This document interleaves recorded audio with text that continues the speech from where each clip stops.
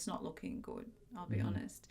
I wouldn't say it's completely doom and gloom and be too fatalistic, but we have serious problems in this space with the youth. Everything comes back to one's connection with Allah, and we're living in a society where that's very, very difficult to obtain, whether it's because of social media, because of societal pressures. I do think we need to invest more in our youth, but mental health is also a big issue. Identity is a big issue. I do believe Islam has the answers to these, or Islam can give them the answers so that they can navigate through life better. But we have to deliver that knowledge to them in a way that makes sense to them, not like how we were given. And maybe it's more of an emotional drive as well. We really have to do better with our youth.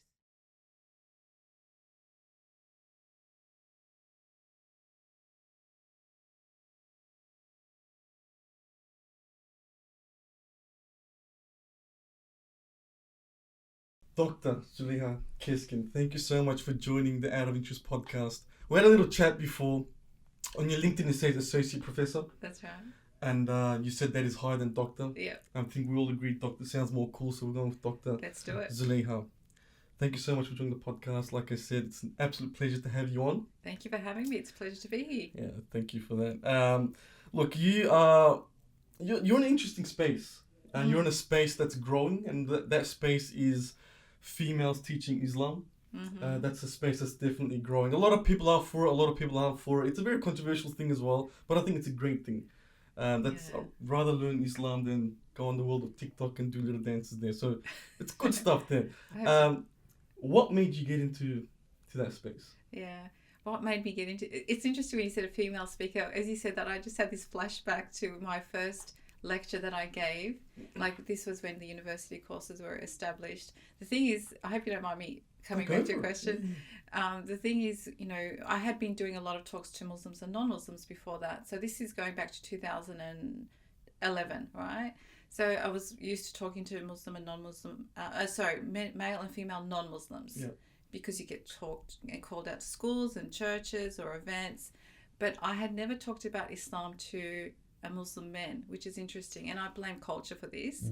But I still remember my first lecture when I'm standing there, and in the audience is the first class. It's the first time we're offering the subject as a university subject, and there's about 100 people sitting there, probably about 40 to 50 of them are men. And the thing is, our courses, when you think university courses, you might think 18-year-olds.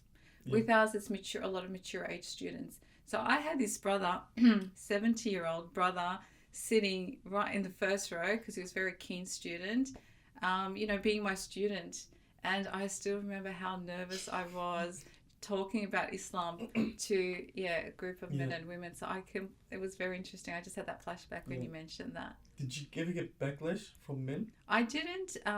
Probably, if I did this in the wider community, I probably would have. Right. But because they were enrolling knowing that this was a university course and lecturers are males and females, they kind of were accepting of that as they came into it. So what was your question? I have a great question. What made you get into it? What made you get into it? Is there like a female scholar that you looked up to, or I want to really get into this? No, it was quite a journey. Like I never see. Some people are very goal driven. It sounds weird, but I'm not. I'm process driven person. So I'm very much like, what do I need to do now? And that, alhamdulillah, it's gotten me to places. But it's very much like, for me, it was, what do I need to, I want to help the community. I want to do things for the community. So, for example, initially I started off by giving classes at Auburn Gallipoli Mosque in Sydney. So I'm originally from Sydney, born in Sydney. Right. Yeah. What made you come here? Better state. Yeah, better coffee. Oh, there you go. Yeah, better coffee.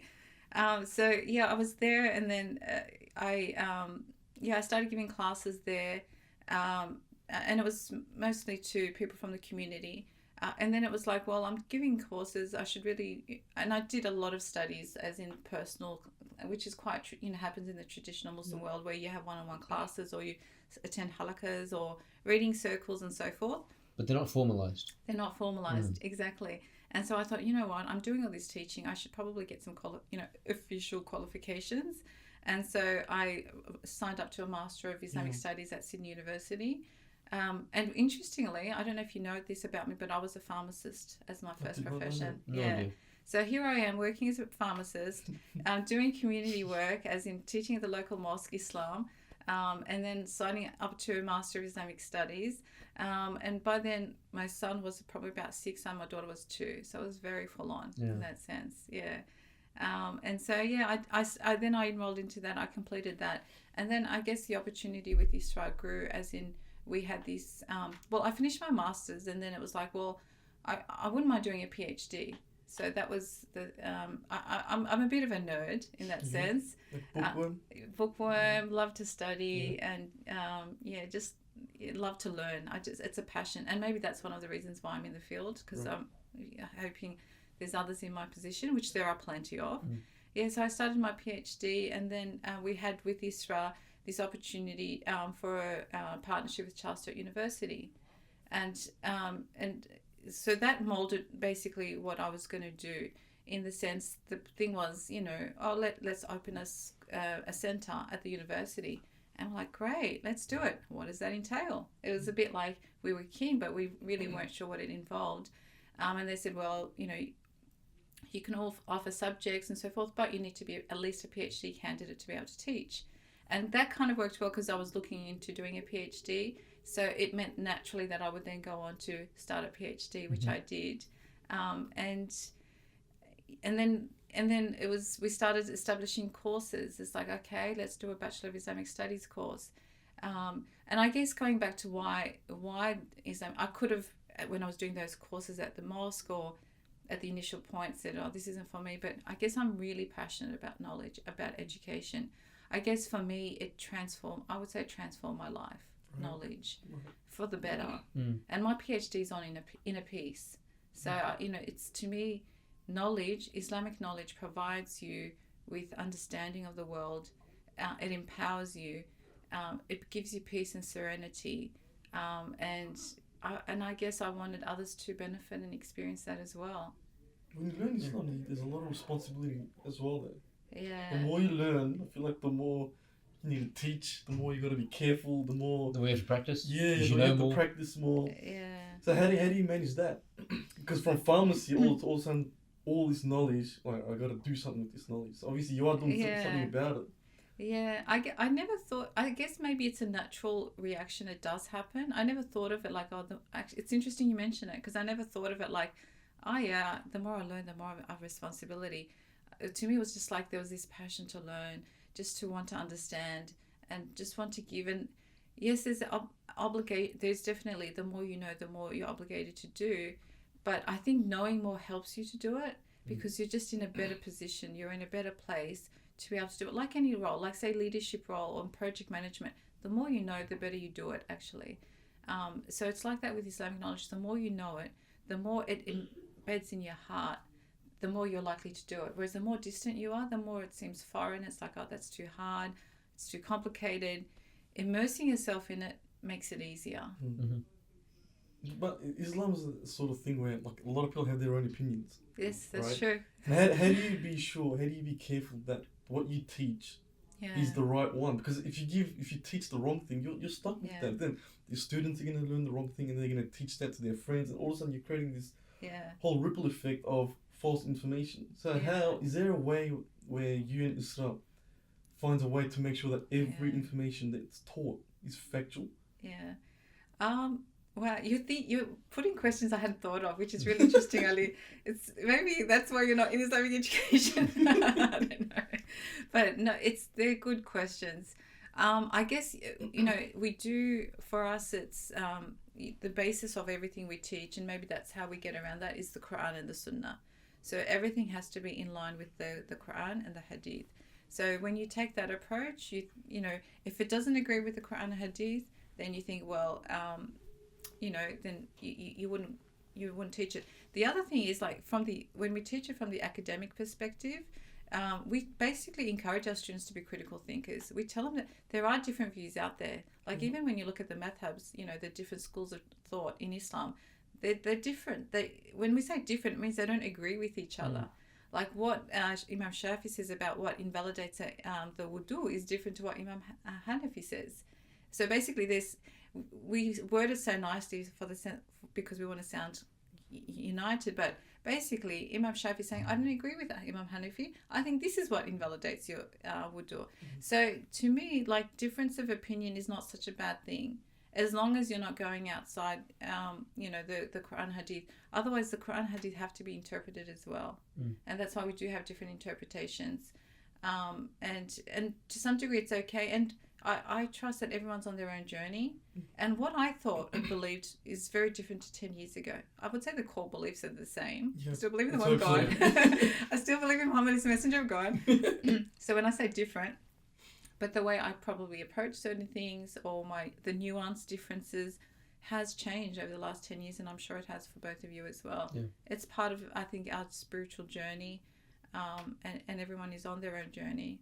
But you try to keep that core that's set. But that core is not too heavy, or it's not too much. And it's quite well established in the Muslim community, I would say, like the pillars of Islam, tenets of Islam. They're there. They're pretty established. It's just, we might get into nuanced differences, and that to me is okay. I'm okay with diversity, as long as we don't, attack each other. Absolutely, of course, you got to respect that. You completed your PhD from the Australian Catholic University. That's right. And the topic of your PhD was an Islamic subject matter. Yeah. How does that work? You've got a university which obviously has a particular set of beliefs or principles that they ascribe to, and then yours are different to that, or your area of study and your PhD, your thesis is different.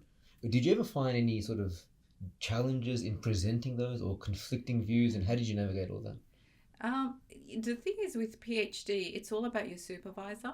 So it's really, although University of AC, they actually had a department that was focusing on Islamic studies, and they had a professor that was who was the Islamic studies expert in ACU. In an ACU at the time. So they were very much into dialogue at the time, and they had a chair, a department with the Islamic studies, which is quite common, like for universities to have religious departments, or a Buddhist department or Islamic departments. It just shows that they're open to dialogue. So it's not kind of too odd in the world of academia. But yeah, it's more than the university, it's your supervisor that's really important, and that's what I guess drew me to going to ACU, because at the time that supervisor that was there, and I felt that he would be a good supervisor. And it's not easy finding, especially 10-15 years ago, it wasn't easy finding a good supervisor who's an Islamic studies expert, because that's what I was seeking. Yeah, it's quite rare. Supervisor Muslim? Sorry? Yeah. Was the supervisor Yeah, he was Muslim, yeah. Right. I've got a question. You mentioned before about how you established the course at Charles Sturt University through the ISRA partnership and everything else. Now, Australia being a Western country with secular views and beliefs and all that, and there are many instances where, for example, the Islamic philosophy or ideology may not exactly align with a lot of what Western secular world dictates. When you're constructing a curriculum or a course or course guides or books or material, is there any pressure, for example, from the university, or maybe not explicit or implicit or whatever it is, when you're designing this, do you ever factor in that, look, we will likely have, and I think you do have non-Muslim students in your lectures, in your classes, and you say, okay, well, how will this be perceived or interpreted? Are we going to present, let's say, a watered down or a synthesized version of certain Islamic historic events or certain Islamic principles or beliefs or ideologies that may resonate better with, even modern Muslims of today, or non-Muslims in the audience, or with our broader university? Did you feel that pressure when putting together that course, or was it like, we're going to call a spade a spade, we're going to say we're proud of who we are, and we're going to present everything in its true essence, and they can figure it out for themselves? Yeah, we pretty much, short answer is we did say we're going to call a spade. But so again, with universities, it can differ. Like leadership, with everything, there's bureaucracy, and universities can be like that too. I think the good thing, we were blessed to be working with CSU because it was a partnership. They basically said, as long as you follow our processes and guidelines, make sure they're being fulfilled. And when I say that, it's like making sure your lecturers are at least PhD candidate or PhD, ensuring your assessments are in line with the levels that they need to be, making sure your learning outcomes are in line with a bachelor or master's degree. So it's things like that. They were the checks and balances that they were looking at. But with regards to the content that we were teaching, we have complete autonomy over that. So, you know, we've never been they've never said to us, why are you teaching this or why are you teaching that? Okay. And it's, I guess, with CSU, there is a school of theology, and again, other universities have schools of divinity and so forth, where they will teach the religion from within the tradition. But so with Islam as well, with we have Centre of Islamic Studies and Civilization. That's what's our name in CSU. They never questioned us. They never said, why are you teaching this? So we will talk about the seerah, as you know, and so about the life of the Prophet in the way we want to. We'll talk about the methodology of hadith. We'll talk about the Quran being the revelation of God. We'll talk about the great Islamic civilization, the history of Islamic civilization. We don't get scrutiny. No one actually, I guess they've entrusted that we will teach the Islamic studies at an academic level, but what approach we take within that, it's really up to us. And, you know, I guess in hindsight, that's a big blessing that we don't have that scrutiny from the university. And another thing is, so when we first started, we started by offering electives. So if, you know, you might, in uni, you have electives that you can do. We offered that, but we designed them in a way where it was for non-Muslim students, because we thought, they're CSU students, they'll choose, you know, maybe one or two electives. So you think if non-Muslim students want to learn about Islam, it's going to be contemporary Islamic studies. But it didn't really take off.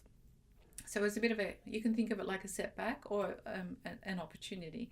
So then we said, you know what, let's focus on a university course that's aimed at the Muslim. You got to know your target audience, who you're hoping to educate.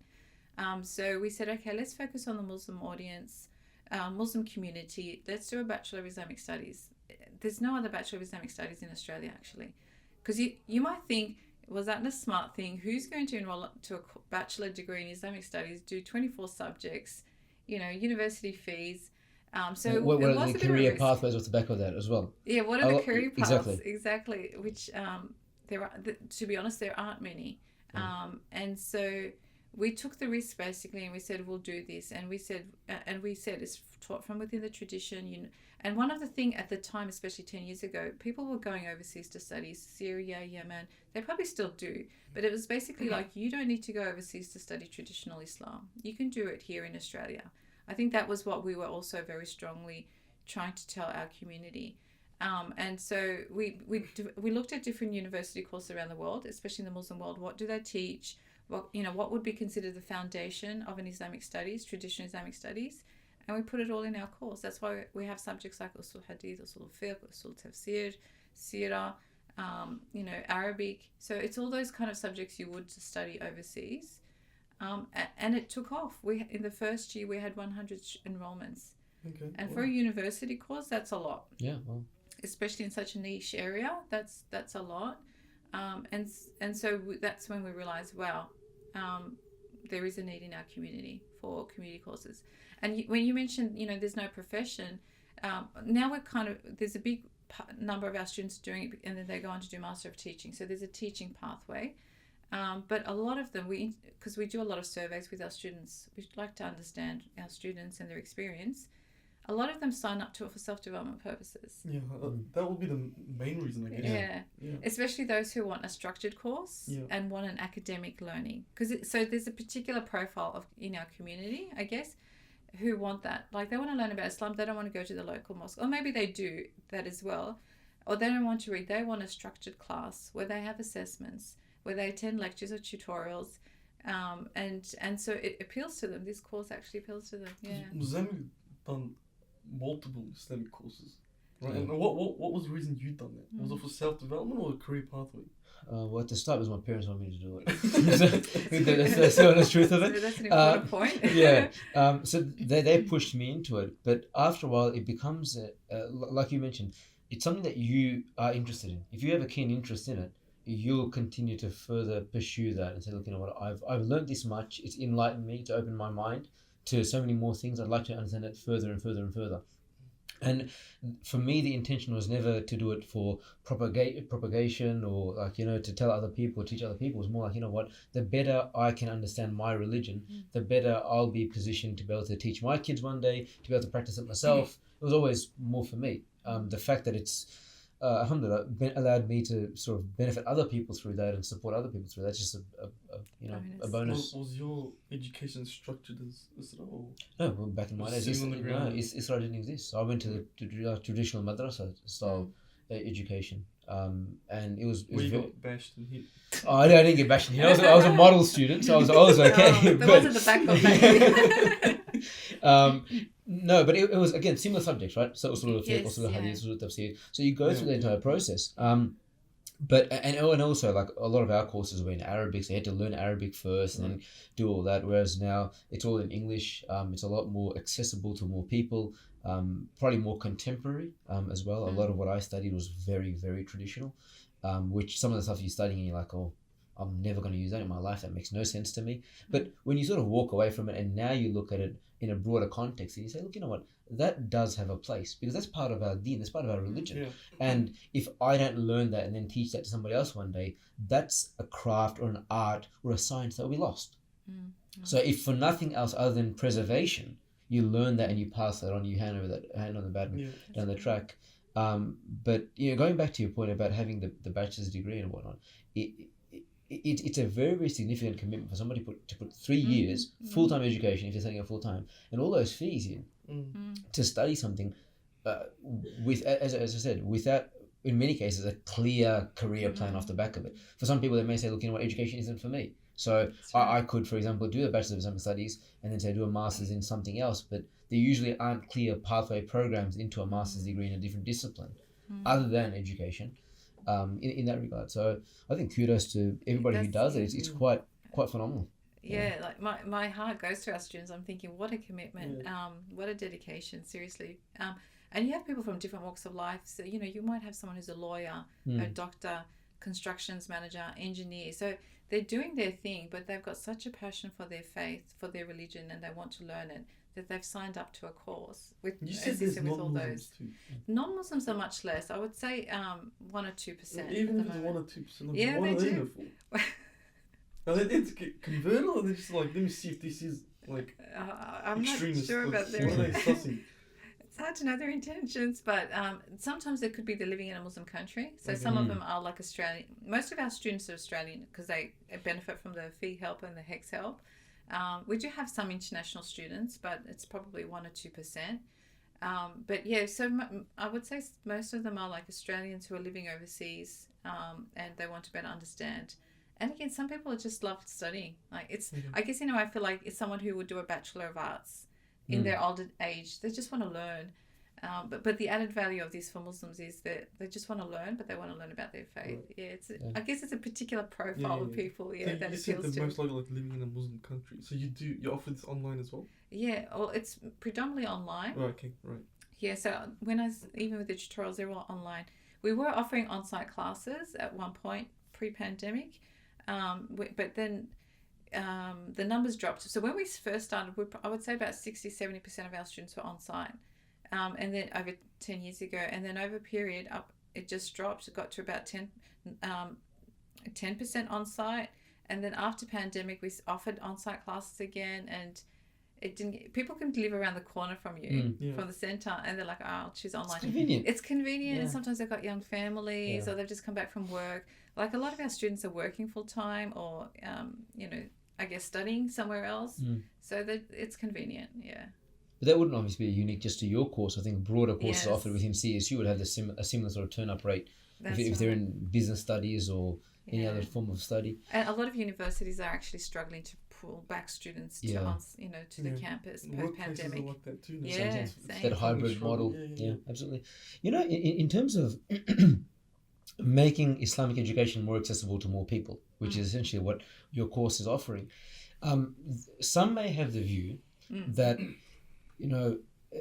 does that not create the opportunity for our Muslim community, the Ummah, to be in a way more divisive as well, in the sense that now you have more people who have enough education to form a view, to present that view to people, to propagate that view, to gain a following, and to say, well, you know what, I've studied all this. This is my worldview. This is my interpretation. These are my credentials.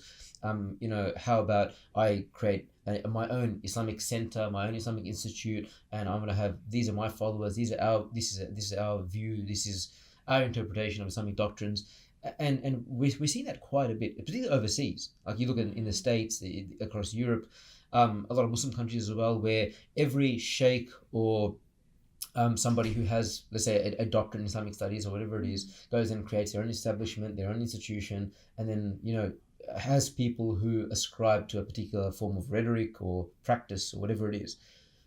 Some may say that, we were better off without all this, where the Islamic community had one or two or a handful of, leaders who were educated, who were responsible for guiding the community, and people simply followed that messaging, as opposed to now, there are so many. And when you talk about, for example, there are 100 new applicants into your or in enrollments into your course in a given year, that in 3 or 5 years time will likely be, let's say, if you have a drop-off rate of a few percent, let's say you've got 80 new quote unquote scholars in the community who now want to propagate or all that type of stuff in their own way. So what's your perspective on that? Is more necessarily a good thing, or should it be quality over quantity? And how do we control? Is there a quality control attribute to all this? Yeah, good question. So I guess, the thing is, everyone that goes through this course doesn't become like a mufti level knowledge base. I know we've already got challenges in that space because we potentially have 2 muftis, or just putting it out there. 2 grand muftis out there, yeah. Mufti, grand mufti, and ultra grand mufti. So I do understand the challenge, and I think that challenge will always exist. I think it existed throughout the Muslim history.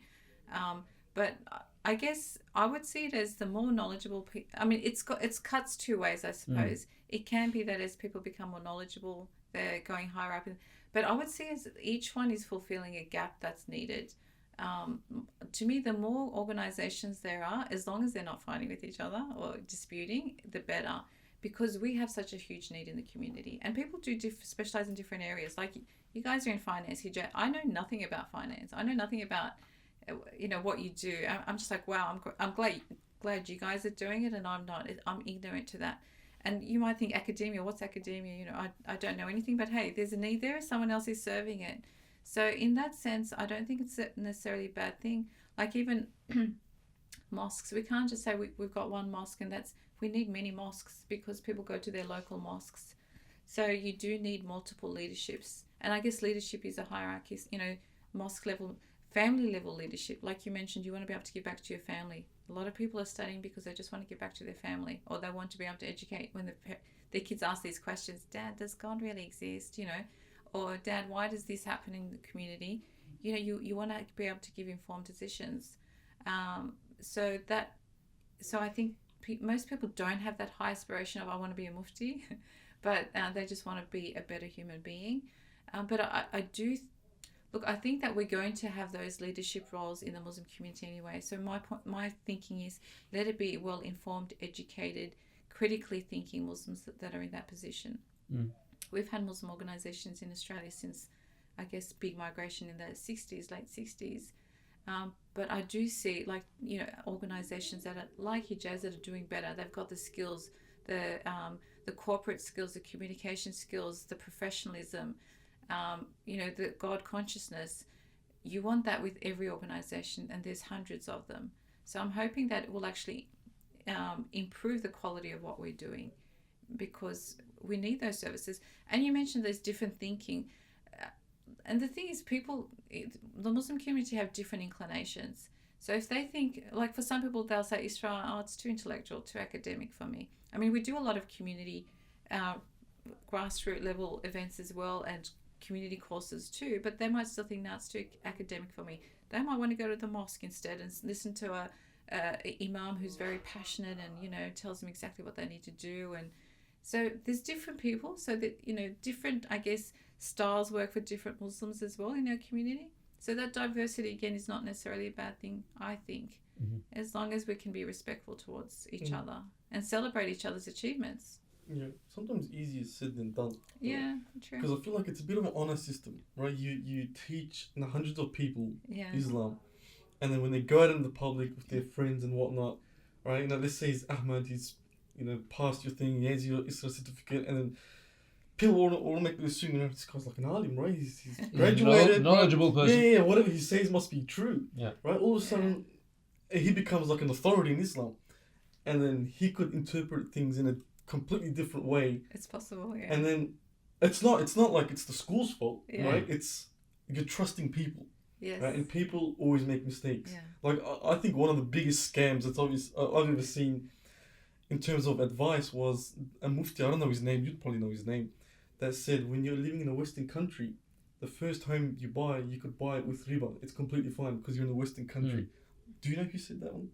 Probably many did, to be honest. Yeah, there's a few. Right. Yeah. So people learn something and then they interpret things extremely differently and then they create lies. So let's say out of 100 students, one makes it big time. Yeah. Chases the mufti dream and becomes something. And then he changes things around and all of a sudden you have that in 10 years time you got hundreds of these heroes, right?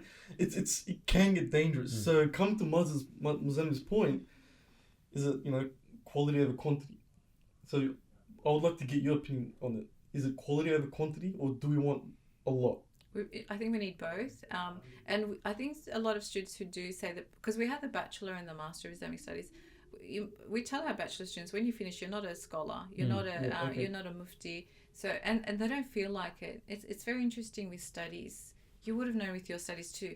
The more you know, the more you realize you don't know. So it actually, if they've got their heads screwed on the right way, they. But this thing's the honor system, though. So the honor system. You're trusting the students. You're trusting, the right yeah. It's a risk. I guess at the end of the day, it's a risk. But to me, it's a risk worth taking because it means you're going to be educating hundreds of people. Yeah, there could be one black sheep, as you said, like that comes out. You pray that it doesn't, and if it does, you pray that it doesn't do much damage. Because you're right. There's been, like, I won't give name, but there's been a situation where I've heard someone say something. She's done our courses, and I'm like, that's not what you were taught in the course, and it's. You're gobsmacked, but also, she's graduated from our courses, but it happens. How could Islam protect their reputation from black sheep like that? Because they'll look at her, and let's say a lot of people will think, what the hell is she saying? Yeah. Right, and then they'll be like, she graduated from ISRA, so ISRA must be teaching rubbish. So how do you protect ISRA's brand like that? You try to go into... I get you would not, like, you might go into damage control, or you might. One thing what we do try to do is we celebrate the achievements of our of our various students, and that's where some people go, wow, the caliber of your students is so high. Like we have this thing on social media, Student Achievement Thursday. Like we show, for example, someone like Dalia Ayub, who you may or may not know, but she's got a huge following in Australia. She graduated from her Master of Islamic Studies from us. So we would do a post about that. So you try to show, look, we've got these amazing people who studied with us, and they're contributing to the work so beautifully to the community. Just because one might not be, it happens. So if people who can see it and understand it and give the benefit of the doubt, they will. But the reality is, in the community, Muslim community or any community, you're never going to get everyone on board. And I've personally given up trying to get everyone on board. As you get older, you realise that. Yeah. Everyone has their opinions. Everyone has their opinion. You try to do your best and try to, I guess, maneuver or influence that opinion genuinely. But you know that you're never going to get 100% people on board. I want to ask you that as well, because he's Mufti, right? So he's the creme de la creme. And he takes a lot of pride in it too, right? You studied that, and do you see a lot of muftis go rogue? A good question. Personally, you tend to find that if they've studied from the right place under the right people and being taught in the right manner, they're far less likely to go rogue. It's the ones who are self-taught, self-proclaimed, self-whatever. That there's a much greater likelihood of them going off and saying crazy things, because to Sister Zuleyha's point, I think if you study with the right people under the right tutelage, that point is always reinforced, that your education and what you've learnt is an obligation on you. Okay, it's something that you'll be held accountable for. You need to use it for the right reasons. You need to use it in the right manner, and use that what you've learnt to support the growth of Islam and the Muslim community globally. That's what you're taught. Now, but if you're taught by the wrong people, then they feed other ideas into your head about, okay, well, this now allows you are now superior to everybody else. You will now be the leader for everybody else. You're going to guide people, you're going to teach people, you're going to right all the wrongs and this and that. And that's what becomes quite disastrous. So I think, as I said, where you study from, who you study under, and what messaging you're taught along the way. Yeah, and a big part of Islamic knowledge is about, I guess your akhlaq, your character. So like we have a subject called akhlaq and adab, which is character and mannerism, say. So it's all about how you need to your mannerism. We have another subject, purification of the heart. So things like arrogance, pride, showing off, or hypocrisy, like these are talked about. So I guess if they're genuinely listening, they'll be conscious of these once they graduate as well. Or you learn about the life of the Prophet ﷺ. So you look at what his life was and how he took, I guess, the responsibility seriously, and he wasn't power hungry. So it not only transforms their mind, but really it's meant to transform their character as well. And I guess the reality is it doesn't happen 100% of the time, which is your point. But, I guess to me, if it happens 90%, 99% of the time, it's a win. Yeah. It's worth that risk, Being involved, obviously, at a university level, you're dealing a lot with youth, Muslim youth. Yeah. You've brought up kids in this country, you're a mother. Where do you see, if we were to ask you, okay, what's the current sort of a religious or psychological health check on Muslim youth of today, where do you think that sits, and what's the biggest challenge that they're facing, and how can they overcome those challenges? I would say it's not, and usually I'm an optimist, right? I'm an optimist, a positive thinker. I did my PhD on inner peace, but I would say that it's not looking good, I'll be honest. I wouldn't say it's completely doom and gloom and be too fatalistic, but we have serious problems in this space. With the youth, I guess in the sense that, like, to me, faith is, everything comes back to one's connection with Allah, and we're living in a society where that's very, very difficult to obtain, whether it's because of social media, because of societal pressures, but even kids that go to Islamic schools, I find, are struggling in this space. Yep. So it's not an easy one, but I do think we need to invest more in our youth. Mental health is also a big part of it, and I think these are all linked, but they're not absolute. But mental health is also a big issue. Identity is a big issue, I feel. I'm, say, first generation, my children are second generation. I still see challenges. Like I'm born here, my daughter's born here, and my son. I ask them, what do you feel more, Australian or Turkish? They go, Turkish. Like, their Turkish isn't fluent. Because mine's not fluent, let alone it's getting less and less fluent as it goes down the generations. But yet they don't have that strong affiliation to the country that their mum was born. Their dad was 6 months when he came. Their mum was born in, that they were born in. This creates identity issues as well. And also things like Islamophobia. You're a Muslim in this country where you're a minority. This country where it has perceptions about Muslims and Islam. That creates challenges for the youth as well. Like, how do I come to terms with this? How do I embrace this faith that I'm being told is potentially being told that it's out of date, or Islamophobia is rife, people don't like this faith? It's not a hard thing. It's not an easy thing, I should say. It's a hard thing to be going through, and to me, the community and education are key for that purpose. Like, I went through that, even though I'm much older than you both, but I went through that identity crisis. I went through school. I went to a public school. Islamic schools didn't exist in my time. I went through school with the inferiority complex of being a Muslim. I didn't want to tell anyone I was Muslim. I wasn't wearing hijab then, so they didn't know. I didn't like my name because it wasn't Anglo. Yeah. Did you have a nickname? I didn't. I was too sort of, I don't know. I wasn't creative enough to think of a nickname. I was just too nerdy. Zully would have been something. But you know what? I would wish that my name was Sarah. I still remember that. Okay. Yeah. Because Zuleyha, I'm like, I wish my name was Sarah, so that when I tell people my name, they don't ask me to repeat it a million times. I was a very shy child as well.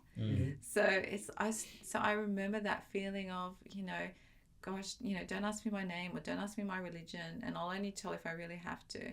It's not a nice feeling, and I'm seeing this generation as well having those struggles, and it's not an easy thing. I mean, life is a challenge. I don't want to sound like, oh, the poor things, they've got it all. No one had it as difficult as that. My grandparents went through World War, so challenges are there, But it's like, what can we do to make it better, especially to preserve their faith? That's to me the most important thing. Is it more Islamophobia, or is it just against all religions? Both. Because I feel like it's moving towards more all religions. Yeah. We're moving towards a faithless society. Faithless, godless society. It's faithlessness. That's the biggest challenge. I think when we speak to our Jewish friends, our Catholic, Christian friends, whatever it is, that's the common thread between all of us. That we're moving towards faithlessness, and we're not moving slowly. We're flying toward that direction. In the census, the last census, which was last year, I think it was only released this year. Last year, more than 40% of our youth below the age of 25% say no religion. So generally it's about 30%, and that's huge. Nearly 1 in 3 population in Australia are not allocating a religion to themselves. They may still have religion, but they just didn't put in the census. But still, nearly 1 in 3. But it's even higher in the youth. It's more than 40%. So nearly 1 in 2 youth are not affiliating with the religion. That's going to have huge implications for all of us, but particularly our youth, because it's their peers that are in that situation. It's going to get worse and worse and worse. And everyone knows holding on to Islam is going to be like holding on to coal. That's right. That's right. And I don't think it's going to get better. I don't think any of us think it's going to get better. And if we do say it's going to get better, I think we're kidding ourselves, because it is prophesied. It's going to happen. Do you feel that move towards faithlessness is because youth find that there is no relevance for faith in their life? I think it's the tide is so strong that they get caught up in it. Otherwise, if they're coming from a family that's faith, has like a Muslim family, let's say, they have sense of loyalty to it, but there's also a tide. So there's that confliction, that tension, and that's where identity crisis can come into it. And so there's a big responsibility on families. Like my kids are older now, 20 and 24. But I've had conversations with them that I would have never had with my parents about, concept of evil, suffering, the hereafter, gender roles. These are things that I need to talk to them about, because it's not even gender roles anymore. It's like, what is a woman now? It's becoming a joke. Identity. Identity. That's right. So, we have to be equipped as parents, but we also have to empower our youth through knowledge to them in a way that makes sense to them. Not like how we were given. You got to pray because God told you to. You got to fast because God told you to. They require much more, reasoning and maybe more of an emotional drive as well. We really have to do better with our youth. I also feel that I think in generations before, there was a strong connection between culture and tradition and their religion. So let's say in Turkey, for example, let's say 3 generations ago, your grandparents or parents, whatever the case may have been, would have maybe been following religious practices, because the dominant culture, the tradition dictated that on a Friday you go to Jummah, you go to a mosque to pray Jummah. On Eid you do this, on Ramadan you do this. And then you come to Australia and all of a sudden that culture, that tradition isn't there. And we as a Muslim community overall haven't done a great job at preserving a lot of these traditions. They've also gone out the window. So now the kids are like, well, why should I do it for? What's the point? Do I really need to do this? Do I really need to take, Eid day off work? Fard, right? Is it really fard? Yeah. So then it becomes a fit question as to, is it fard or wajib? Maybe if it's a wajib, I'll do it. Maybe it's sunnah. No, maybe. Which means I can teach it. Yeah, exactly. So all this watered down version. So, and that's, I think, a huge challenge, as you said, with families as well, that each family then has to go into sort of preservation mode and say, okay, well, forget society. When my kids are walking into my home, they need to feel and see a religious environment. That's the best thing that I can do. That's what I can control. I can't change the whole world, but I can control to an extent what happens within these 4 walls. Religious and a safe world, and this is where I want to bring mental health into it as well. Like when we say religious, we really have to understand how youth, what opens their heart to religion. So being in it, when we say religious, it has to be this spiritually thriving, mutually respectful, God-fearing, but compassionate. Like, so I think there's so many different understandings of religiosity. We're probably thinking the same thing when we're saying religious, but not everyone does. I think it also has to be a safe space for youth. Like, when they come home, their kids should be able to ask them any question, like, rather than saying, how dare you ask that? What kind of a Muslim are you? You wouldn't say that, but ask me whatever you want. Because if they don't ask you, they're going to ask YouTube. And believe me, YouTube, some of the, or TikTok, and some of the answers there are it's shocking. cancerous, And I think, Muzamil, I'd like to get your opinion on this. When Islam first came to the Prophet, peace be upon him, at what year did he start praying? How far deep into Islam did he start praying? Well, it definitely wasn't at the start. Yeah. How many years? Yeah.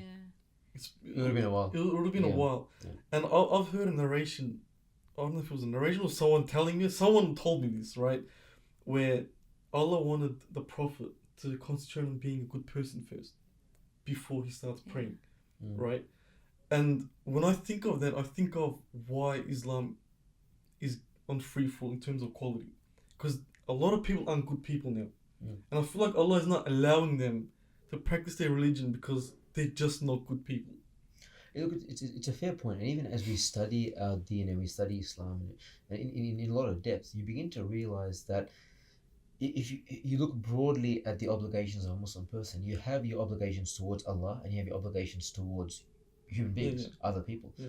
And in so many texts and teachings of Islam, your obligations towards other human beings are prioritized. It's very, very important, to the extent that your obligations towards Allah, not to diminish them, but to say that it is for Allah to forgive you if you fall short in those things. But if you do wrong by a fellow human being, then on the day of Qiyamah, on the day of resurrection, it is up to that person to forgive you. And if they don't forgive you, then you are punishable, for those misdeeds or whatever it is. So it's a very, very significant obligation, and it's something that even many more religious people tend to overlook and say, okay, well, in my mind, I'm a good Muslim because I pray 5 times a day, I fast, I give my charity, I do all my religious obligations. But I'm a really horrible person to be around. I'm really bad towards my family. I'm really bad towards this. But in the prophetic hadith, you've got, innumerable hadiths to the effect that the best of you are the ones who are the best to their families. Okay, because that's who it's easiest to do wrong by. It's very, very easy to fall short of your obligation towards your family because they're going to be there anyway. That's my blood. It's my family. We're going to, I can speak poorly towards them. I can behave poorly towards them. They won't say anything. They won't do anything. I'll be nice towards everybody else, but my family, who cares about them? But that's what our Prophet, peace be upon him, is reminding us, that if you want to be considered to be the best of people, you have to be the best to other people. So that's my point, because people say pray. Well, you're not a good Muslim, pray. They never look at, like, do you backbite? Do you respect your parents? Do you cheat? Do you lie? Yeah, it's a complete The fundamentals are more important than just praying. Yeah. And I think that's the thing, that messaging that some people need to get right. They do. And just going back to your point about, I can't remember exactly when Salat was revealed. Maybe 10 years, I'm thinking, because it was either just before Hijrah, migration to Medina, or just before, after. But like the big chunk of the teachings in Mecca, which is the first part, you have Mecca and Medina period, is about belief in God and belief in the resurrection. So a big part of the teaching the religion, the initial part was about strengthening the faith, making sure that they were set. Because the reality is, I guess, when you have a strong belief in Allah, conviction of Allah, and you strongly believe that there's an afterlife and you're going to be accountable for your life, it's easier to then open up and say, okay, what do I need to do now? Or I have this connection with Allah, what does He want from me?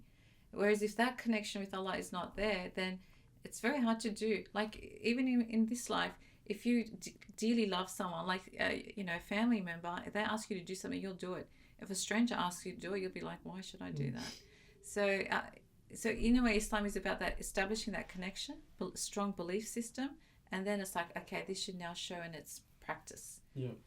And what you said is correct. It's not just about, worship as in worshipping Allah, but about with people as well. Because it's a way of life. That's why we say Islam is a way of life. It affects every aspect of you, how you talk to people, how you respond to people, how you hold yourself. even how you think, you know. Yeah. And I personally think, like, it's just my opinion. Like, that's why mental health is flying. Like, everyone's depressed now because everyone is doing bad by each other. You know, Allah's not going to give you blessings and happiness when you're wronging each other. That's true. And people say, yeah, mental health, go see a psychologist and whatnot. Maybe stop talking, bad things about people and see what Allah will do. You should change these things. That's just my opinion, right? To me, it's always been about controlling the controllables. Yeah, right? You can control the way you behave. Yeah. How about you control that first? How about you get that sorted out and then try to be, saving grace to the rest of mankind? But we forget about ourselves and we say, oh, well, that's a problem, that's a problem, that's a problem. How about you internalize it? How about you reflect on your behavior towards everybody else rather than saying, well, why aren't they treating me well? How about, think about how you're treating them?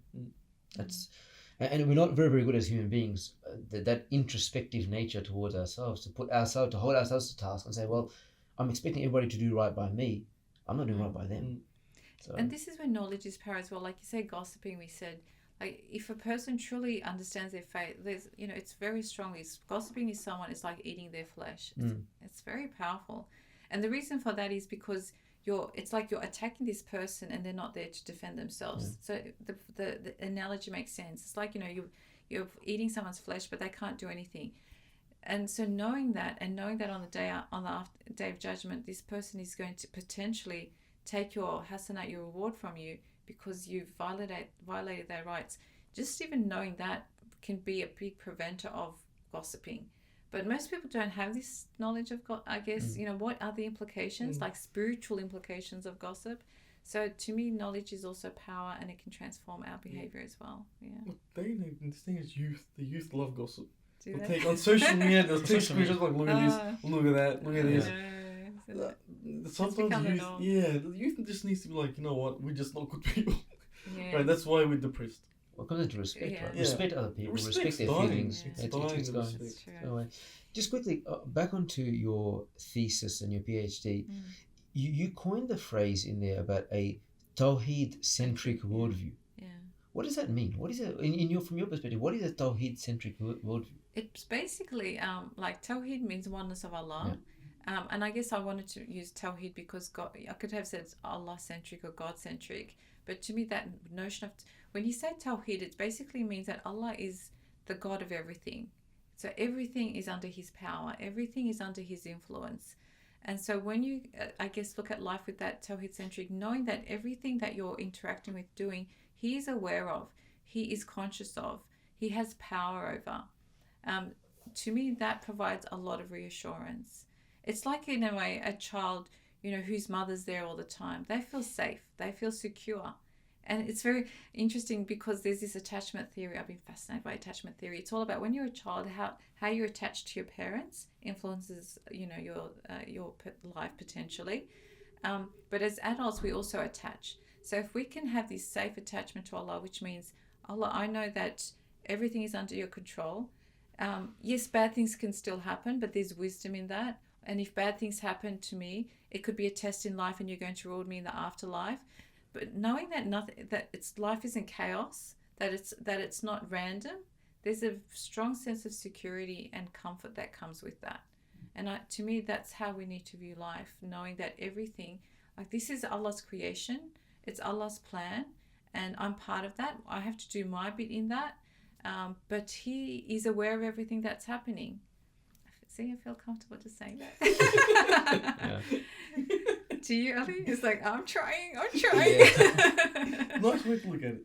Yeah. Nice way. No, it is. And it's a process. It's interesting. It's a nice way to look at it. It's a process. Like, even saying everything is a journey. Like, inner peace. I was thinking, like, who would write a 90,000 word thesis to get inner peace? Like, because that's one thing I wanted, inner peace. It was probably a bad idea. It was painful.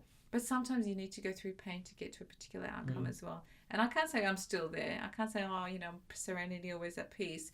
But I can see Allah's wisdom in more things. I can have tawakkul, which comes from, where you're trusting in Allah with things. I can do that. And that's a process. Yes. It doesn't take, you can't overnight say, okay, that's it. I'm going to trust everything to Allah. Or knowing the difference between when do I trust and when do I need to take action. It comes with wisdom. Yeah. But it's a process, yeah. It's spot on. Like we had Sheikh Nainawi here, and we had a similar Oh, did you? conversation Okay. about the notion of tawakkul and tawakkul and all those sorts of things as well. But the human being's inability to sort of just hand over the reins and say, look, you know what, I'm in Allah's plan, and whatever is going to happen to me will happen to me by His decision, and I need to just sometimes relinquish that mental control that I seem to think I need to have, and say, okay, well, I'll be happy with whatever outcomes I'd decreed for me, and that's it. I'll just accept that. That's it. Yeah, you do your bit, and then the Exactly. results are from Allah. So, Yeah. and you when you trust His in His wisdom, you think that there's wisdom. You trust that there is wisdom in the outcome. With anyone, like someone elder, they make a decision. If you trust that person's wisdom, you may not understand what they're doing, but because you trust their wisdom, knowledge, and expertise, you think, okay, he must be onto something. It's comforting. It's comforting. Yeah. I don't need to fully Again, get it. It's easier said than done, though. Of course. Yeah. It is. Yeah. But I'm sure. But when you sit down and think of it for a minute, Yeah. it's very comforting. It's comforting, and it takes time. It's effort. It's like a muscle in the brain or the heart that needs to be worked on. It's not like this. Yeah. It's tough. But Allah, before we start wrapping things up, I do have a question for you, though. Yes. It's a bit different. Okay. Because you're a woman, so I want to get your perspective on it. Okay. The roles and responsibilities of men and women are ever evolving in this modern world, and that's a fact. What do you think is the roles and responsibilities of a woman right now in this modern world? Because it's very changed to when the Prophet times were back, even 100 years ago. It's very different. Yeah. Do you mean in the family unit, or do you mean just overall? Just overall. Yeah, I guess, overall, I would say, and there's so many hats we wear as women, as a wife, as a mother, as a daughter, and so forth. I guess I would say the role of the woman is to really help herself grow, realize her potential, but also to do that with her surroundings. So give back to the community. If that means she's got a family, it starts for the husband as well, but it starts with the family. We're responsible for our kids.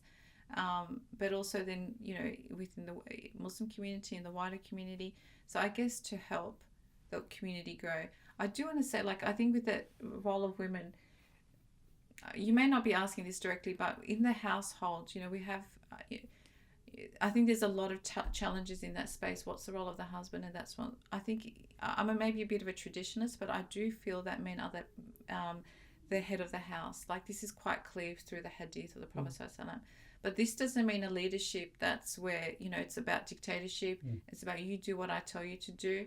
But to me, it's like my husband's financially responsible for the household. And I'm happy with that. It's like I don't have to deal with it. I don't have to worry. If I ever became a single parent, I would obviously have to take on that responsibility. But I think we have to, in the household, we do have to have dynamics where it's working. And it's clear to the kids as well. And I do therefore see to some degree there are gender responsibilities. It's quite fluid, because when I say that, my husband helps me, he washes the dishes, he helps me with the clothes, he does this because I'm working full time. He's working full time. If he came home and put his feet on the table and said, you're the woman, get in the kitchen, which is what happened in my mum's generation, I'd get up and help right now. Yeah, I'd be that, or Uber Eats. I'm calling it. If you're not cooking, if you're not helping, I'm not doing it. What do you think? Because I'm like, it's not fair.